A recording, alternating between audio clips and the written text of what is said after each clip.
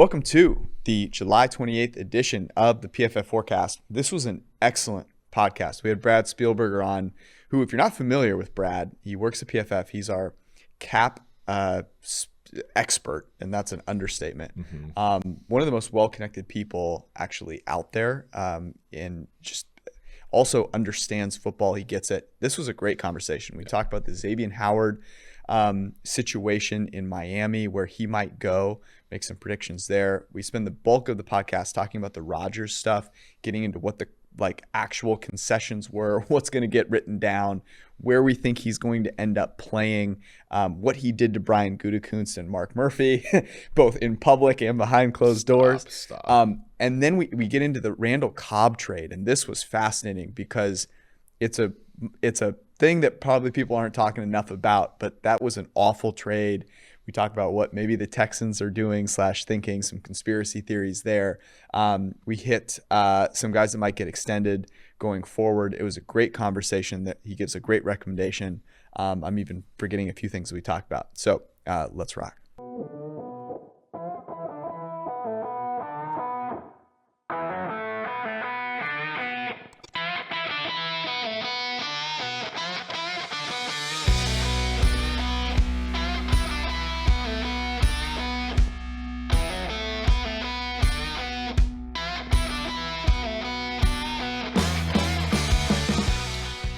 All right. It's a fun episode. I enjoyed having Brad on. He's someone that we got to get on a little more because we didn't even get a chance to talk betting with him. Yeah, he comes from a great great group at Over the Cap. We got him. We were able to get him last year. And I think all he does is really just add to the things we can say intelligently, which is always so good. Even the discussion we had last week, I know I had a number of friends text about and said the surplus value thing was an amazing discussion. And now it opened up the door of why we say things like, oh, the 8th best quarterback in the league is not worth it. And it's well, being able to describe that, these are things that Brad, has really helped us understand. And he also is really plugged in. He's also understands football and betting and stuff. The very valuable person and somebody that, is a great asset to us. Couple of things before we get into it. The first thing is that I have to take a victory lap. Well, on your bets. I mean, we all made these bets together. No, it's not even about the bets. It's a victory lap on Adam Schefter, who I love. Adam Schefter's fucking awesome. But I'm 2-0 against Adam Schefter. Okay. Well, no, you're 3-0, and here's why. Okay. We had Adam on the show. Yeah. And when you introduced him, you said author. And no one broke out laughing. 3-0. 3-0. Because I've got Mac Jones, right? He came out and said it was Mac Jones. I said, look, it's not gonna be Mac Jones. We were partially wrong there, but we were pragmatic in our movement towards Lance. Yeah, well, we bet Lance handily. And then he was on Chris's podcast a couple weeks ago, and he said, look, I think retirement is retirement was the second most likely thing given everything, right? And so we'll talk about this with Brad. Okay. I just flat out reject that. But I'm taking it as a victory. Look, you got to take your victories where you can. I'm picking my spots, and I'm doing that in jest, of course. We're going to get to Brad in just a second. Before we do, I don't know if you guys have been living under a rock or not. Some people might be. There's the Delta variant going around. Who knows? But fantasy football is 100% here. And there's a multitude of things at pff.com to get you in a place to not embarrass yourself, dare I say even succeed. Just $9.99 a month, and you get PFF's fantasy football draft guide, which you can just download, our player rankings and projections, which are always updated to the minute, all of PFF's locked article content, which anything from draft strategy to who's going to be a sleeper that actually people aren't talking about because everyone talks about the same fucking sleepers every year. The fantasy discourse right now. It's amazing. Makes me want to stab myself with a plunger. So don't stab yourself with a plunger. Don't deal with the fantasy discourse. Come get your cheat sheets, all the fantasy stuff you need at pff.com. It's $9.99. I promise you, you will not regret it. By the way, you think we have great talent now? We're adding an exquisite fantasy analyst here in the next couple of weeks, so you will not want to miss out on that. And if you're playing fantasy, I should also say this, Fantrax is a great place for your league to choose your league manager. Multi-team trades, which I think is awesome, plus the player salary and contract options, which if you do a keeper league, you should do a keeper league if you don't. It's a ton of fun. It makes the league so much better. Go to fantrax.com/PFF and get a chance to win an autographed jersey by the one and only Josh Allen, quarterback of the Buffalo Bills. Fantrax.com/PFF. Look at us, like Josh Allen being a part of this. Look at us now. Like right at this time last year, I know. We were having discussions with our friend Evan, our friend Ian, who we just hired at the time, about whether Josh Allen could throw it in the ocean, and now we're giving away a jersey. Yeah, it's amazing. Variance is a hell of a drug. I don't know if have you noticed I'm in a good mood. A lot of levity. Are you? Is this a Manscaped read? So I've used now the lawnmower. I think it's 4.0 now. We're at okay. And I have a review to give. Oh, okay. A couple of things. And so people should know I'm not just like fucking doing this because of the read. Yeah. I'm actually doing this because I've used their products for like 4 years. And I had a couple of beefs. You had the lawnmower 1. I had the original fucking lawnmower. Okay. A couple of beefs. The first was the battery ran out quickly. They fixed that problem. They actually have a really slick charger. The charger used to suck. They now have a stand-up charger. It charges well, and the battery has lasted. I've tried it out. I've tested it out, and it's lasted a very long time. So that's great. Second thing is they have improved on the closeness of the cut, which is nice. Nice. And yet seems like an important thing. Important thing, and yet it actually feels safer. Aspect of R&D. It feels safer. So they've improved in like the 3 key areas of the whole thing. And actually one more. The battery tells you when it's getting low. It used to just not tell you. It used to go red. And then you're like sitting there and like. You're like on the road and you're like, I didn't bring the charger. Half your balls are shaved and you're like, fuck. Yeah, I got to plug it back in. It's like the only time it's good to be Lance Armstrong. Go to manscaped.com. Use the promo code PFF. Get 20% off and free shipping.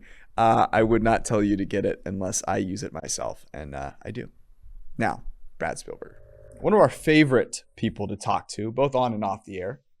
Mr. Bradley Spielberger, the number 1, 2, and 3, 4, 5, 6, 7, 8, 9, and 10 capologists that we have at PFF. He is the guy to go to in terms of contracts, writes a ton of great content on the site explaining a lot of that shit that no one understands. George, by the way, trade markets. We got to stop using so many swear words, apparently. That's been a frequent, like... from who? The commenters. You need to stop reading the fucking comments. Look, folks, I tried. This was the wrong day and night to bring that to my attention, yes. By the way.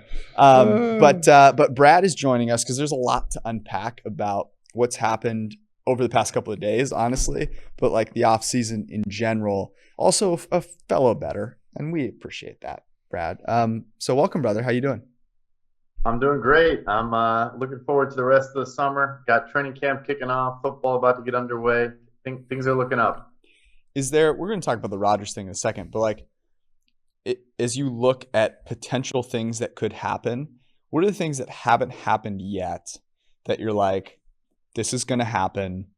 This is going to be like, these are kind of the big dominoes still to fall. I think the biggest domino that I do now think is going to happen, and that changed yesterday, is the Xavien Howard situation. I do think he's going to get traded at this point. I thought him and Miami would be able to find a resolution. Has new agents, so I thought maybe he comes in, works with the Dolphins, they figure something out. I thought his requests were pretty reasonable. If it's true what he said in his post, he didn't want new money, just wanted more guarantees. Couldn't resolve it, and I think that could be a power shift. We heard from Rap Sheet today, Ian Rappaport, that 2 playoff teams have already called. So I think he could be a big cog in the rest of this offseason. Who do you think those playoff teams are? Great question. I wonder if, I know they just, and we'll get to it later, they just wasted a lot of money and capital on Randall Cobb, but I wonder if Green Bay maybe is in the mix. You could make a case that Kevin King lost them the playoff game against the Bucs last year. And yes, they drafted, a corner pretty early in Eric Stokes, but you never know the rookie corner, obviously. So I think maybe they could be one of those teams. Maybe the Saints because they're crazy and they're in on every single deal. Call everybody. I don't know, play a lot of man coverage. Marshawn Lattimore facing a potential suspension. They're pretty now. They're very thin at corner, so maybe them as well. The Saints are the team. They somehow got $11.3 million of cap space. I don't know where it came from. The Saints are the guy in your friend group who literally sends a sup to every girl the second her relationship status goes to single. So division is an issue, right? Because obviously the Jets would be a team that could use him. They need to sign not a playoff team. They need to sign their quarterback, which is tilting me. The Browns could be a team, although they seem like the kind of team, but I don't know they wouldn't give up the assets. I don't think that they're a ton of picks for veterans type team, although they did for Odell in a previous regime.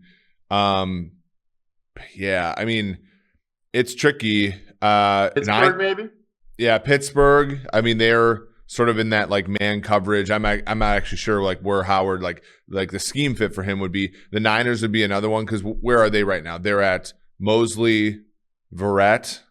Yeah, kind of on the outside. Very different. I mean, that's a different scheme. Yeah, certainly. But you can sort of. I mean, they're also switching. Play anything. Yeah, they're also switching defensive coordinators, so it's not necessarily they'll be tied to the Salah one. And the Niners right now, I said this to George just to tilt him. I think third best odds according to Pinnacle to win the Super Bowl right now. Brad, you'd be shocked to find that worked. So it's interesting. I do think Arizona continues to be a good spot. I do think if he wants more money, Jacksonville could also be a spot. So last question on Howard, because he's a super valuable asset. I mean, he's a corner that has been one of the best corners at his peak, out there, right?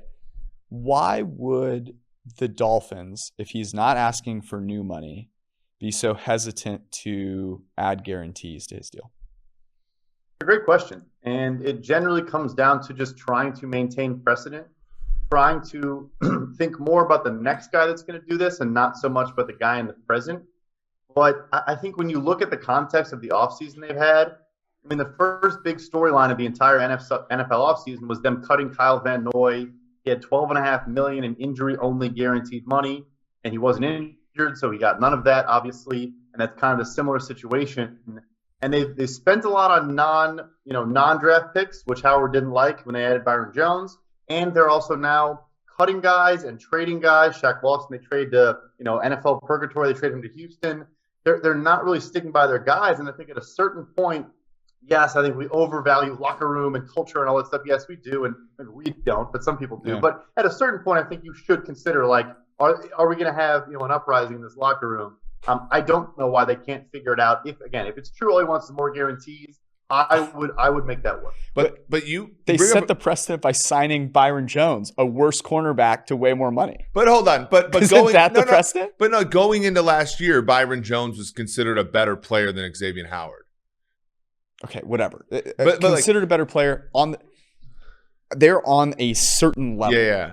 But I think Brad's point is an important one, and one that we've talked about a few times. But it's sort of so we used to talk to Zach, who used played quarterback in the NFL and at Oklahoma State, where he's like, one of the reasons you run the ball on 1st and 10 is to give the quarterback a mental break, right? You take a negative EV thing to have a positive global EV. Right.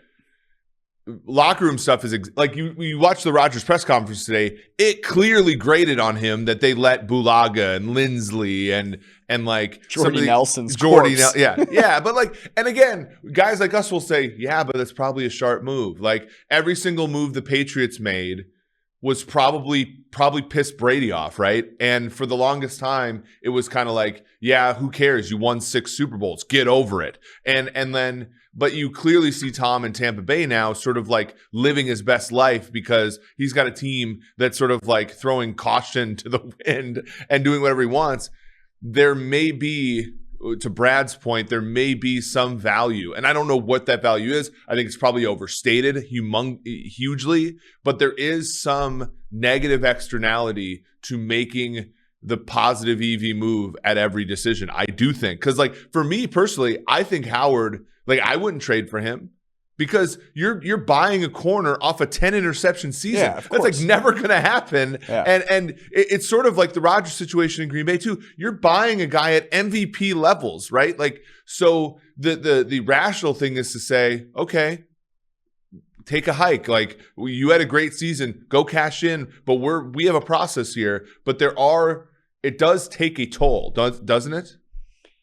Yeah, I agree with it. The best thing you said there was that you wouldn't trade. Like, if we were GMs, I don't think any of us is beating down the door to trade for Xavien Howard and then negotiate with him after trading for him after a 10 interception season. Yeah, like, to me, it just seems like it seems silly unless you're Jacksonville, unless you have a ton of slack, right? Like, I guess, but then again, like, why would you tie up money? Brad, what do you think?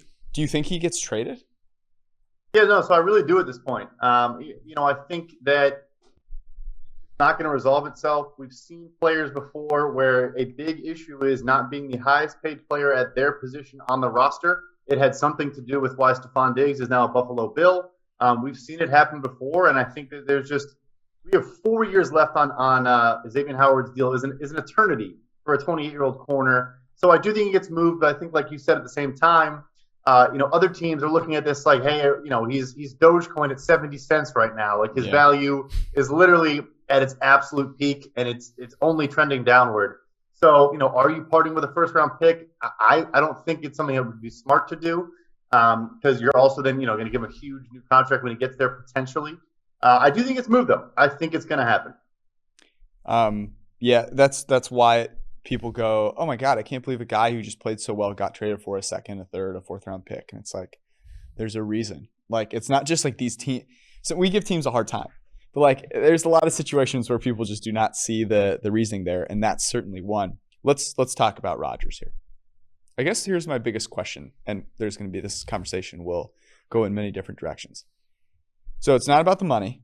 Comes back, right? Not about the money. Got to be very clear there. He's definitely done. By the way, my big takeaway was that my dude has tried some drugs this offseason. Okay? Like, if you watched anything about Aaron Rodgers over the offseason and this press conference, like, I would guess hallucinogenic drugs, LSD. I mean, I just think, like, is it just like the sex a drug? Like, that he's I think you're over exaggerating what that must be like. I'm gonna get so the way that I think of it is like he had his Steve Jobs, like, this is how I came up with all my brilliant ideas at Apple. I went and tried some LSD. But it's not about the money. It's about the leverage. And what I want is this team that is putting players to make my chance of winning a Super Bowl better. How do you contractually obligate that? Like, what is this going to look like? Is it going to be a piece of paper that no one ever sees that gets, like, locked in a safe unless he has to pull it out? What's the deal? I don't think you can actually reduce to writing an agreement that they're going to do things he says. I think if he hadn't seen, like, I think this Randall Cobb trade really means a lot more than think that was it? They even realize. I think it's an awful trade. I also think it's more than, like, Brady has ever, in one move, I think it's honestly more than he's ever asked for, to take on a decent chunk of salary for a not good player, and at this point in his career, and give up a draft pick. But yeah, you can't reduce that to writing. But yeah, obviously at this point, the team is like, we'll do whatever it takes. I think it's the biggest indictment, and my biggest takeaway is Jordan Love must just look terrible in practice. Besides the takeaway that he's going to Joshua Tree with Miles Teller. But yeah, I mean, I don't know how you force a second move, another move. I don't think he can continue to go back to the well and say, now you have to do this, now you have to do that. I think you just pacify him. Just give him a call whenever you're going to do anything. Tell him your plans, tell him what you're thinking. Say, hey, what do you think about it? And then just ignore him and do what you want. But that's respect in some degree. But isn't, like, the issue here, and this is very risky for Green Bay, I think, because the risk is going to be, and I don't think this is actually going to be the case, but let's so Rodgers is on this player empowerment kick, which he has every right to. I think it's long-term good for the league. But if the Packers' lesson from this is to take care of your veteran players more and not, we should evaluate our quarterback's contract and our ability to get out of that contract before we trade picks for a quarterback in the back half of the first round to piss him off, then I think they're absolutely missing the mark here. The issue, Brad, right, is the fact that Rodgers' deal there was no outs. When was the earliest convenient out for the Aaron Rodgers deal? Right, like it's still not convenient now, right? So yeah. And we talk about like Favre Rodgers, like as if, because it is for them, and this is the same thing with the Steelers. For them, it's the last time they changed quarterbacks, but it's like a lifetime ago in the history of the NFL. Rodgers' contract in 2005 was 6 years, $7 million, and I understand like that you had 6 years of player control and a $1 million per season salary like that. There's no risk there almost. Whereas nowadays, you have 4 years and you have, after that third year, you're basically making a decision. Then you have the fifth year option, you're out, and the guy is actually making decent money after that. Mm-hmm. And like to not appreciate or understand that difference relative to what Rodgers, and to not understand your quarterback's mentality either, that draft pick is worse than any of the things they've done to Rodgers since. Although he said in the press conference, this has nothing to do with the draft. Nothing to do with Jordan Love. It was interesting to me because here's the thing. This was so interesting to me. That was one of the most incredible press conferences ever. He literally took a shovel to Brian Gutekunst's skull and then buried him in the same 20 minutes and then did so with like 5 other, like regimes of Packer front offices and seemingly was just dead truthful. But the one thing I don't really agree with, there were 2 things that I thought he was maybe not telling the whole truth about. He said it had nothing to do with Love, nothing to do with the draft. Reason I think he said that is because he doesn't want to admit it, right? He doesn't want to admit that some rookie got under his skin. He also doesn't want to deal with that. Like, why would he need to deal with it? Like, I'm not saying it's also not Jordan Love's fault. Yeah, but I also think like I have no problem with him saying that. I'm just saying I don't totally believe him. And the second thing was he said, I really strongly contemplated retirement. And as I have talked about a lot on this podcast, I think maybe it entered his mind and he goes, oh yeah, I'm one of the best quarterbacks in the NFL. Why would I just like stop playing football? I also think the Jeopardy thing, A, didn't pay as well, and B, he wasn't necessarily even a finalist for it. Like I think all the things he tried, like the grass was not greener on the other side. Yeah, I'm sorry. Hosting Jeopardy is amazing for like an average dude, for one of the best, the hardest things in the world. It ain't that great. But I want to get back to and have you answer this, Brad. So explain that a little bit more, what Eric said about the outs in the contract and how the new deal will change that in any way materially from either side. New deal or raw deal? Yeah, so, that's the thing when you push money down the road, we talk about the cap and the cap is fake and all that, but when you push money down the road, it just makes things very difficult. I mean, a different example really quickly, but next year, Matt Ryan will still have $40 million in dead money if the Falcons try to trade him before June 1st or if they cut him. Like, he's literally taking up a fifth of the salary cap in dead money next year. So when you do these things, and so Rodgers has been similar in recent years, and it makes it so that you can't move on. So you kind of have to agree to what he asks, or as it happened this offseason, because he kind of knows you don't have a choice. So the new deal honestly is not going to make it easier, like financially or dead cap wise, to get him out of there. If anything, it's going to move money up and make it more challenging, which is also an interesting component of it. And I think they realize that at the end of the day, when you have a franchise quarterback, and more than that, when you have a top 10, top 5 quarterback of all time, what the Saints did is crazy, and we laughed about it either before the show or the top of the show or whatever. But when you have that guy, you probably just should do that, because unless you're the Packers, that doesn't happen. You don't get that twice in a row. You don't get that every year. And so it's almost like, yes, it is a scary sunk cost that is impossible to get around, and there's no outs unless you're willing to just eat 20%, 25% of the entire salary cap to a player not even on your roster. But at a certain point, like, who cares? Like, just if Rodgers moves on next year, just suck next year. Like, it doesn't really matter. You're not going to compete. And I know it's tough. I'm not saying tank or anything like that, but you're not going to be a contender next year. So what's the difference between having $40 million and $30 million in dead money? But yeah, when you have those sunk costs, it makes it hard to make moves.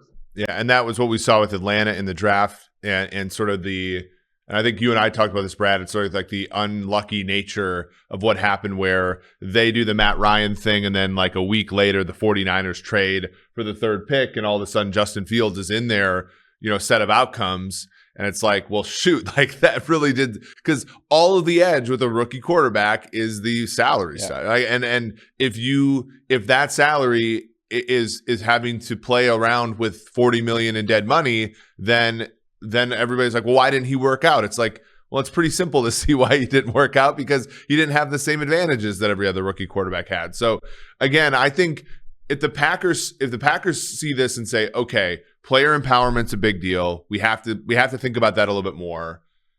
Don't draft a quarterback when your guy is 2-3 years still before you can cut him. If those are the lessons, fine. Or just have a conversation with him. Yeah. If the lesson is, and that's right. And Kevin Cole did say this, which we talked about last time. Just view the draft pick as a lottery ticket in that case, right? Like, it is different to pick a guy at 4 versus picking a guy at 26 wherever where love came. Like, that actually is it. Like, if they just viewed it as, oh, this is a high second round pick, I'm pretty sure, like, if they just explained that to Rodgers that way, it's probably not a big deal. They didn't even have a conversation. But if the Packers take from this, we need to be the kumbaya, like, team that pays every player that ever does anything well for us to make everybody happy, it's going to not end well. They're going to be bad. So, okay. So then I think the other expectation is that Rodgers gets out of this the ability to dictate where he goes next year.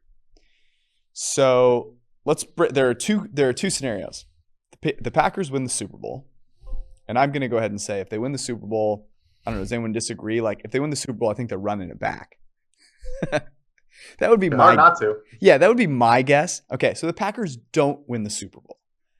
Does Rodgers, is he actually going to get out of this the ability to dictate where he plays football next year? So my guess of what they're going to do is they're going to set it up to where, let's say after the season, it's before the 2022, the season begins for 2022 in mid-March or so. And I think the way they'll set it up is they'll say, okay, if Rodgers requests a trade and wants to get traded, I think he'll give them a list of teams he's unwilling to go to. It sounds like he's not going to get a no-trade clause, but I'm guessing he'd say, here's a list of teams that if you trade me there, I'll just call that GM and say, hey, I'm not going to show up, so you shouldn't send picks to Green Bay. So he'll give the veto list, and I think they're going to put a contract mechanism in where it says, okay, if he asks for a trade and we don't do it and he's still on our roster by X date, let's say June 2nd, for kind of a cap purpose, he's going to get a $50 million fully guaranteed roster bonus. And so it basically creates an ultimatum in the contract. It's not actually a poison pill. It's not actually saying, we have penalties or we have to trade him by this date, but it will force the issue and force them to do something. We saw something somewhat similar this offseason. The Eagles did it. The Eagles always figure out loopholes and find new ways to do everything. That's why they're, a great front office, even with the struggles, because they're just always finding edges. They basically did this with Alshon Jeffrey and Malik Jackson as a way to work with their contracts that benefited them, but then those guys knew they would be cut by a certain date and could hit free agency and sign with a new team immediately, which Malik Jackson did. Obviously, Alshon's still a free agent, but same thing. There's a $20 million fully guaranteed roster bonus if they were on the roster on March, I want to say 18th, like the second day of free agency. So same exact construct. If Rodgers says, we didn't win the Super Bowl and I want to go move out west and go, play in Denver or wherever, if you don't trade me by this date, you owe me literally, a half of $100 million fully guaranteed.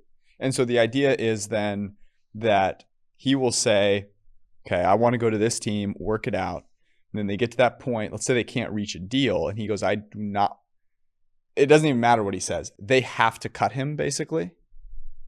Right. So that would yes, essentially be like, all right, well, then at this point, if that team is unwilling to cooperate or this list of teams won't give you anything. Yeah. And I think people keep saying, well, if the team knows there's this mechanism, then they're not going to offer a ransom. I think the thinking is, look, if you're the Broncos, the Raiders are probably going to call and they're on Rodgers. Yeah. The short list we've heard is the Raiders, the Broncos, and the 49ers. I think we can assume the Niners are now out. I guess we don't know. But if it's those two teams in the same division, from Green Bay's perspective, you're like, okay, well, hopefully they're bidding against each other and they can't sit on their hands and not make a move, or they're someone else will enter the fold and make an offer. But that's otherwise, scary though. We just have to cut him. You're not going to get anything for him then, right?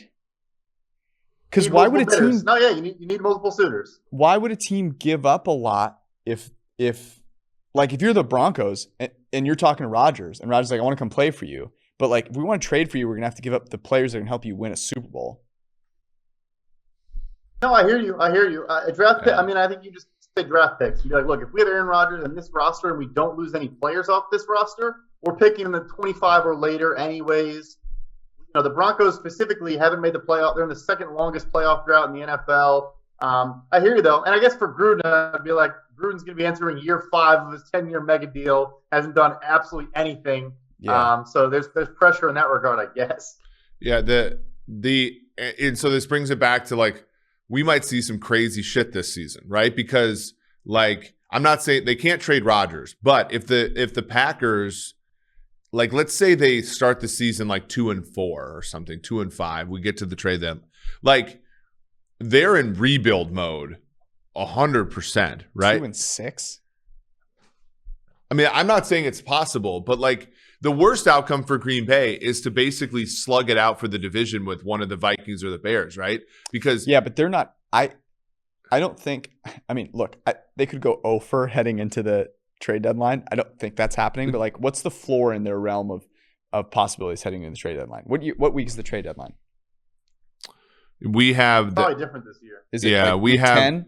we have the Packers. Like, I mean, we have the Packers floor at like 8 wins, like 90 to 10%. But if you think about it, again, Jair, right? They have Jair Alexander, who might end up getting signed anyway, right away. But like, you know what I'm saying? Like, if they get to a point where they're like Super Bowl or bust this November year, 2nd.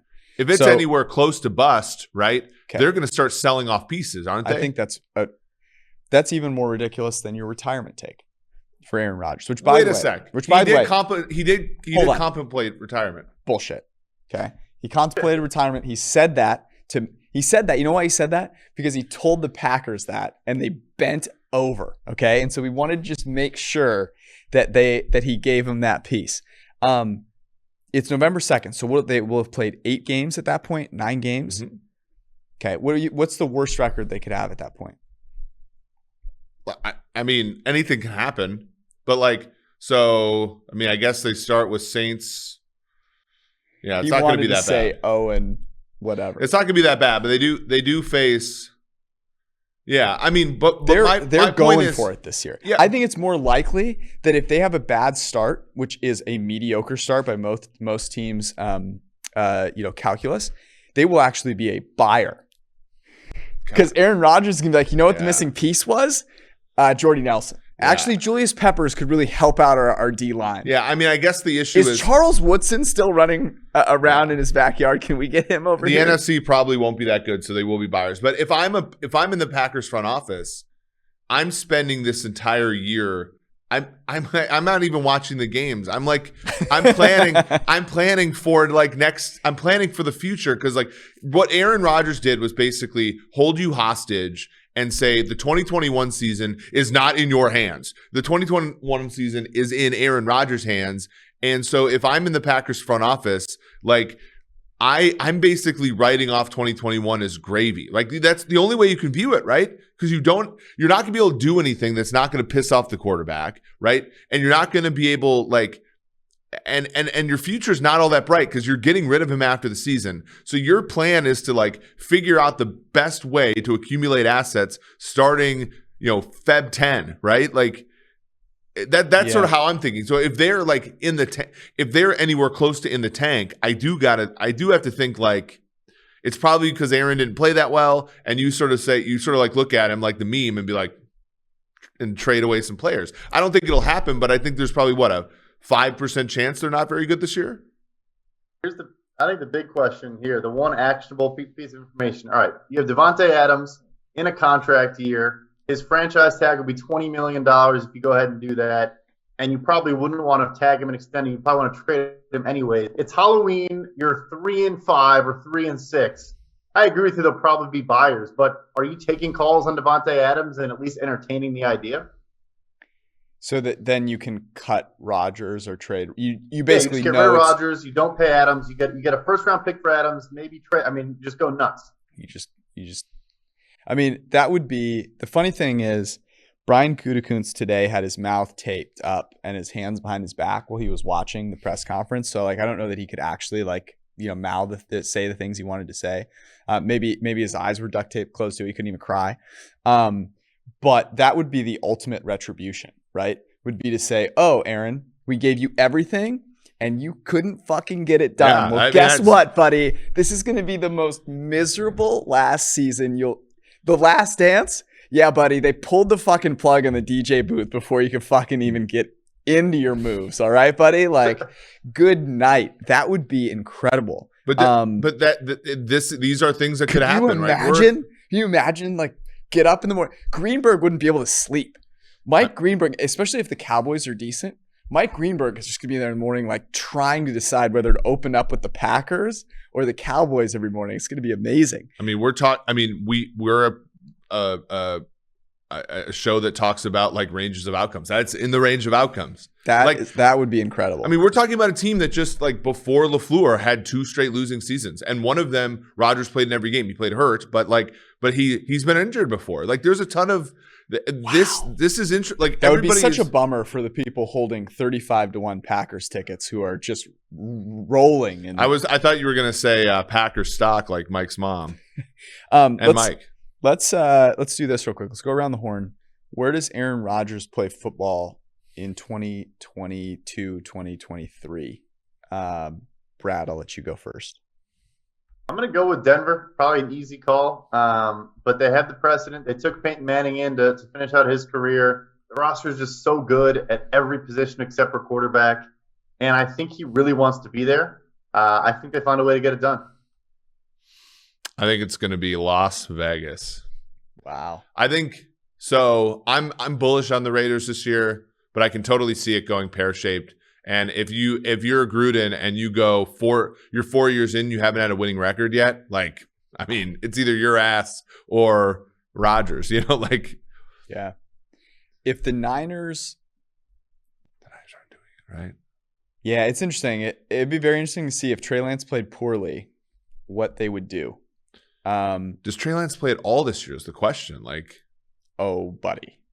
I mean, if he doesn't play at all this year, I think that's the same thing. Like, if he can't, I would say it's the worst trade ever if he doesn't play this year. Yeah, one of the worst trades ever. Yeah. If he doesn't play this year, that means he was absolutely god awful terrible. Okay, that's what it means, and they are going after Rodgers. I'm gonna go with Denver as well.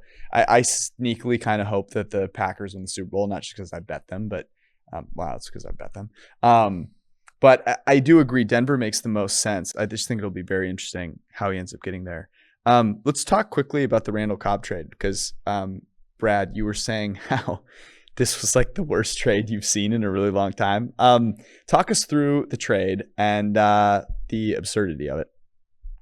Yeah, it starts with the contract he got from Houston is one of the final moves of the great B.O.B., and it was one of the worst contracts I've ever seen.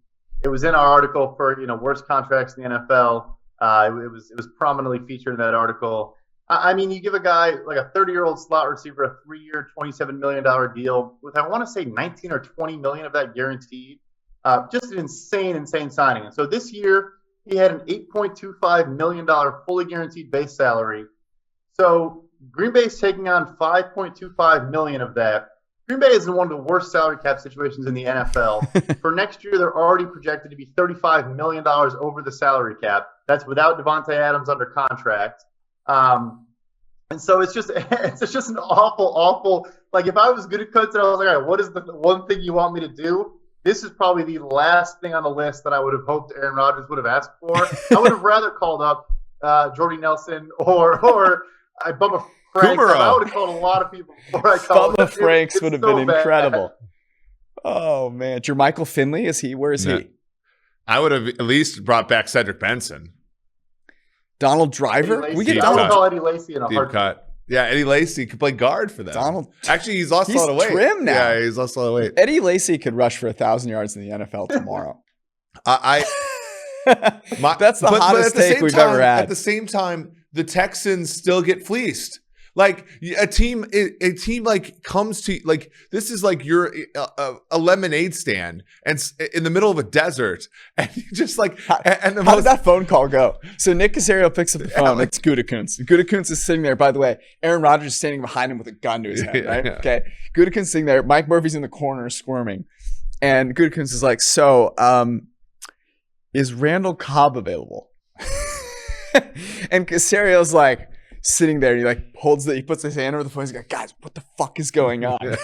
Why do they want Randall? Like he freezes and only gets a. Why do they want Randall Cobb? Is this a bigger play? Like, what are we not seeing here? And they can't come to the conclusion that it's Aaron Rodgers behind there, orchestrating the whole thing. And they're like, I guess.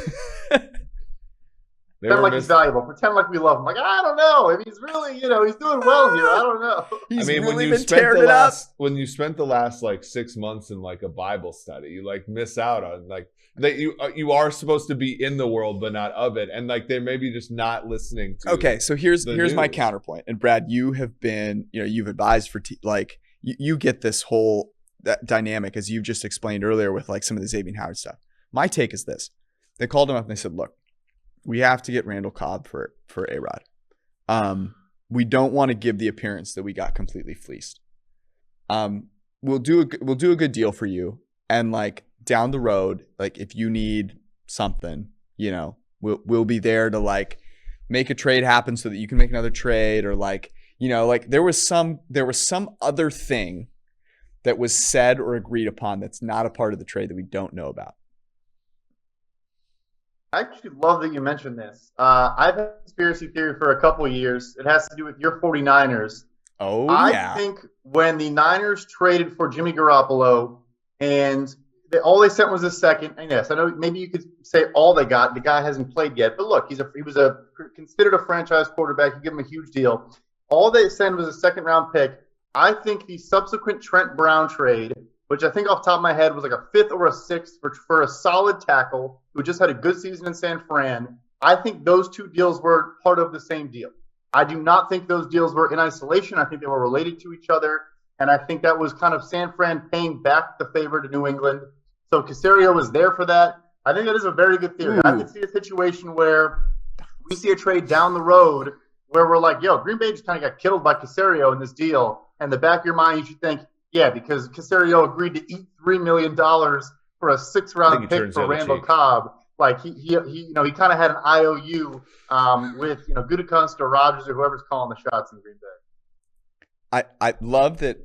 I was standing at the wall. I've got pictures of things. I've got string.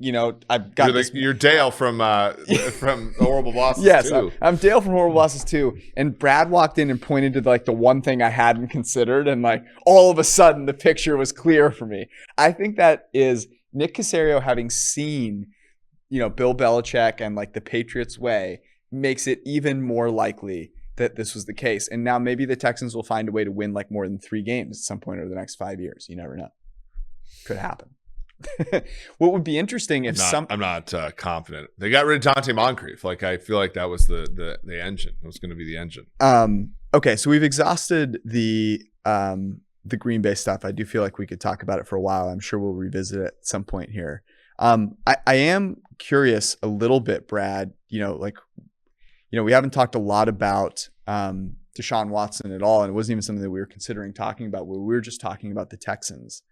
And, we're not going to get into the allegations, which are absolutely fucking horrible, and I can't believe teams are even considering trading for him. But I am curious, how do you think this actually plays out this year? Another fascinating question. It's honestly very bizarre that we're still at a point where there isn't a resolution insofar as him getting on the commissioner's exempt list. I mean, the one example I can think of, Zeke Elliott, before there was even also there was no resolution from a legal standpoint. He got placed on the list pretty early on in the process. The NFL had done their own info gathering and fact gathering, and they kind of have their own court. Goodell is kind of the judge, jury, and executioner a little bit there. So I don't understand how he's the fact he's showing up to practice and rocking a hoodie and running routes and playing safety is bizarre to me. If I was him, I also probably wouldn't. I would just be in the training room saying I had back spasms. But anyways, I don't see how a team trades for him without resolution unless you basically hey, I'll send you a second and a fifth, and you're just hey, look, we're literally just throwing anything, not a first round pick, and look, he might never play football again, but it's worth it just because there's a 5% chance he gets cleared and we have Deshaun Watson. But these articles about the 5 first-round picks and these old deals we heard about, There's no chance any GM is even considering that as of today. I want to think that's true. And then you see the Eagles and you realize anything's possible. Yeah. I really hope that that's true. I do think that the hardest part of this whole thing is like how utterly unprepared the league was for this to happen. Like we've seen this happen a lot. Like the Adrian Peterson thing happened, and it was like, what do we do here? And then like the Ray Rice thing, it was like 2 games, and then we saw the video, and then it was like indefinite, which like in all like is probably the harshest punishment the league has ever given a player, even though like it was among terrible incidents, probably a median incident.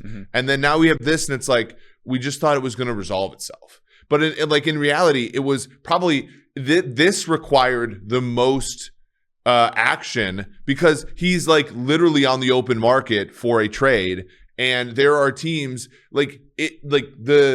there is an edge to having like no moral compass. It sounds stupid to say, but like a team that's like, wait, that's the wrong thing to do is like, well, there's going to be another team that's like, well, is it? And like every once in a while, you luck out in those situations. Does that make it right? No. And the league should step in and be like, this is not happening this year. This man is accused of 20 plus whatevers, and we're going to pause and to quote a former president, see what's going on here. Yeah, that's the part that I don't understand, Brad, is it feels to me like players have been put on the commissioner's exempt list for way less. No, 100%. That's my perception as well. And I think it's part of it is because like there hasn't been a lot of criminal proceedings, there's been a lot of civil. And I think a lot of it just hasn't been able to be shared with the NFL yet. So they haven't seen as much. Whereas in other instances, I guess they've been able to get their hands on more information. But yeah, I don't know how they didn't think through it. They had a lot of time to prepare for this and figure this out. It's also, strangely enough, it's kind of tied to the new CBA where guys can't hold out anymore. So there's also, look, no one's really sympathetic or really at the moment cares a lot about Deshaun Watson and his pockets. But like, it's also unfair to be like, hey, like, you can hold out and lose $50,000 every day, even though, you're presumed innocent until guilty. Like, so he kind of has to be there. Whereas I would say in the old CBA, they would just be like, hey, look, just don't show up. You're going to get fined, but we're allowed to waive the fines. The new CBA, they cannot waive the fines. So, like, they kind of, like, dug their own grave there a little bit. Yeah, it is crazy. And I kind of do agree with Eric. I think some teams probably are, like, winning cures all ailments. And like, people will get over it if we win some games. And that probably is the conversation happening in, 15 buildings. Imagine explaining to your wife, like, yeah, we just traded 4 first-round picks for a guy that all you have to do, by the way, to put him on the commissioner's exempt list is go, yeah, he DM'd 80 massage therapists. Yeah, I'm gonna need you. I'm gonna need to know more until I let you like anywhere near a facility. There was somebody that I know within a team. I'm not gonna say who, but they were like, they texted me like the day and like I had to make light of any of this, but they texted me and they said our quarterback has 1 massage therapist. Like it's not like. This is fishy as hell. Even if he somehow threads the needle and wasn't actually doing anything wrong. I'm sorry, but like the idea, it's a lack of judgment that is immense. The number like 80 is all you need to hear there. You don't need like there isn't. But anyways, yeah, but there's also like, and I don't. This is difficult because we as a company, we've taken you as the leadership there have taken a great pains to report things.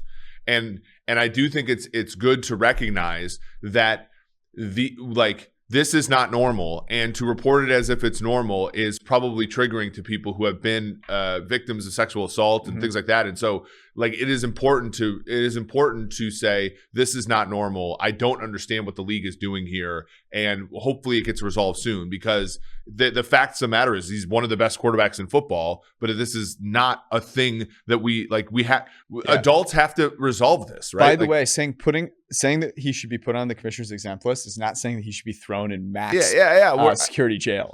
Like that's not what we're saying. Football is a privilege. Like, it's not there's a ton of stuff to get to, and I want to get to a few more things, Brad, and kind of like a rapid-ish fire round here.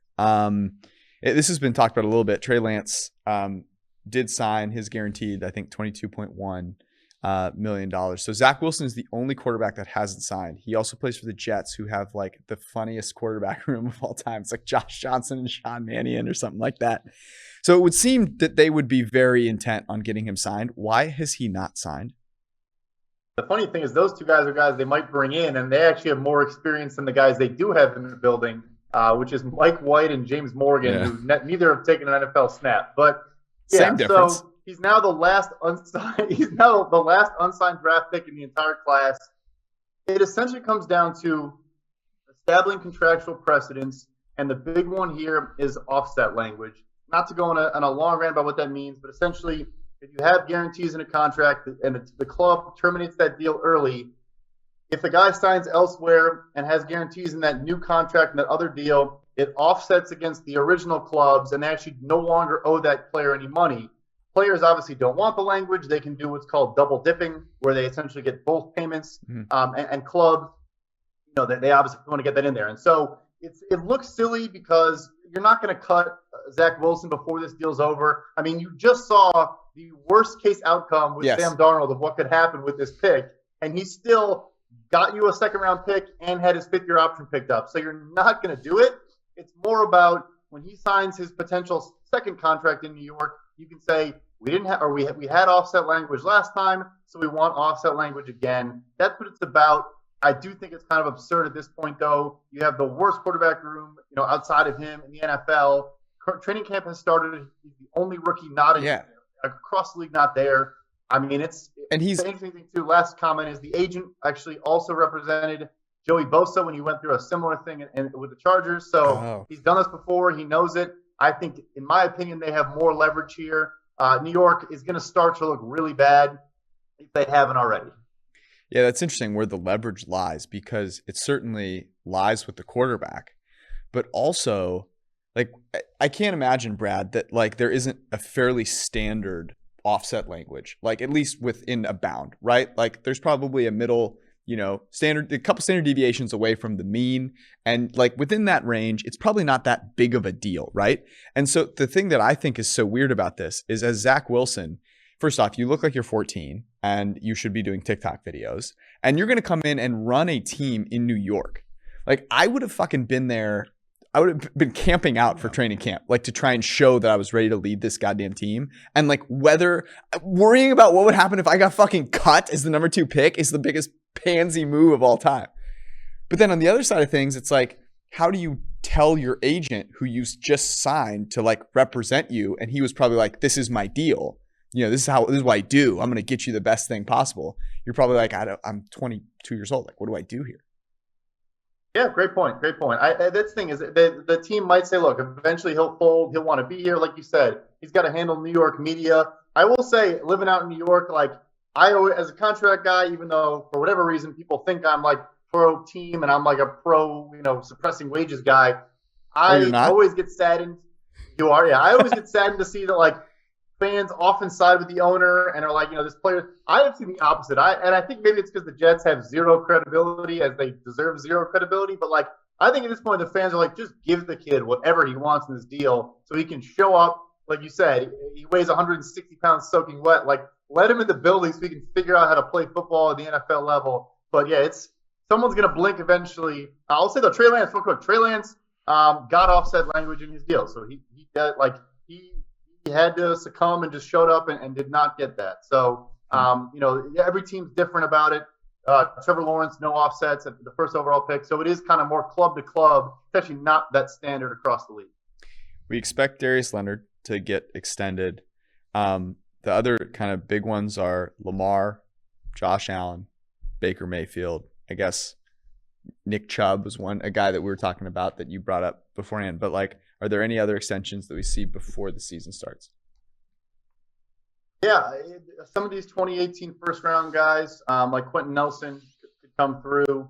I think maybe like if the receivers, you explore maybe a Calvin Ridley in Atlanta now that you moved on from Julio, maybe a DJ Moore in Carolina now that you kind of moved on from some of the guys that old regime. And then kind of a less sexy name, but I think it's interesting in this right tackle market.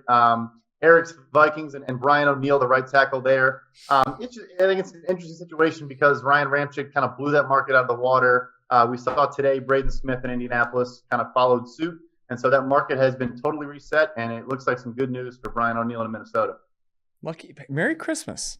You're about to go on vacation. You get some great news there. Yeah, I mean, look, if you go 1 for 10 drafting offensive linemen in the last decade, you better pay celebrate. that. You better pay the one that hold that trophy up. We always give our guests an opportunity to give a recommendation, as we do every Sunday, and a recommendation for the people.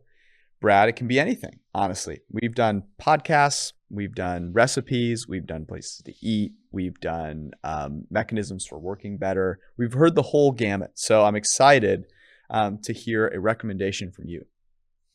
Wow, that's totally catch me off guard. This is a That's bit of a the random idea. one, but it's the only thing that's coming to mind. Once you do feel safe and comfortable traveling, and you have the ability to do so, I'm going to recommend you go to beautiful New Orleans down in Louisiana. Maybe go catch a game. I think it's the craziest atmosphere for a professional sport I've ever seen. Obviously, no longer the Drew Brees era down there, but go spend money, be a tourist in New Orleans, help restore that economy down there, and eat the best food you've ever eaten in your entire life. As somebody who, prior to becoming co-workers with Brad, partied with Brad on the Tulane. It's not even – so that's the interesting thing, Brad. You went to law school in Tulane. Tulane's got, like one bar on campus, but it's like – but you sort of like still get to go – like you have the downtown and everything. It's very much like it's a fun city to go to college in, but it's not a college city in a weird way. Yeah, 100%. I feel like – Which is a good thing, I think. Yeah. I feel like Frenchman is really underrated. Like I've always – like the trumpets and the music and everything in the background is magical, I would say. So good a recommendation, Brad. What's if I had to go to one restaurant in New Orleans, where should I go? That's a good question. I know we're not going to too long. What kind of food? Any preference or? I'll eat anything that's good. Stop. Yeah, good. Okay. Yeah, anything that's good. Like I'm not fucking. Yeah, you know me. I mean, you got to go to Commander's Palace if you're going to pick one. In Uptown, it is the best brunch you'll ever have in your entire life, but also a good dinner. And the cocktails are magical as well. It's probably one of the best restaurants in the world. That's the type of recommendation I'm looking for. Brad Spielberger, we always enjoy it. We're going to need to make you more of a regular occurrence on the PFF Forecast. Brad has been doing tremendous work, a lot of which you actually don't see his name tied to. My guy is just grinding. Absolutely a key part of all of the great stuff that really PFF opened does. up the number of things we can talk intelligently about, I would say. Like a very and this podcast is a good example of that, which was a blast. Brad, thank you so much. We'll talk to you soon, buddy. Special thanks to Brad for joining us, and to you, Eric, for making the reads funny. I don't know if people actually listen to the reads, but they should start just for that. Incredible performance. We'll be back on Sunday. We're actually going to be recording that podcast here in just a couple of minutes. We have a great one coming up for you on Sunday. We appreciate you all. Love you. Peace out.